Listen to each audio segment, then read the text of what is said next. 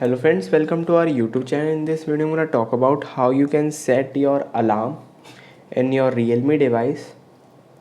First you have to just click on search. Before watching this video, if you have not subscribed to our YouTube channel, then subscribe to it and like our video. So let's start friends. First you have to click here and click on clock. And friends, here it is the alarm. You can see this. First you have to enable your device vibration.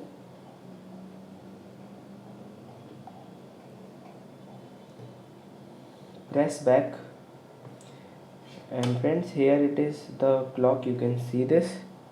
If you want to just customize this, click on the plus button, and here you have to click on this 4 and select the hour you want to wake up.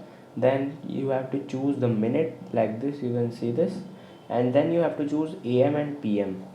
Click on AM or PM, then click on OK. Friends, you can see the alarm is set right now, and you can schedule to your like this. You can click on vibrate Google Assistant. You can also add this, and you can see the alarm sound also. You can add this, or you have already downloaded, click on add new. You can also do this. I hope you like this video. If you like this video, then subscribe to our YouTube channel for more helpful tips and tricks videos. See you next time.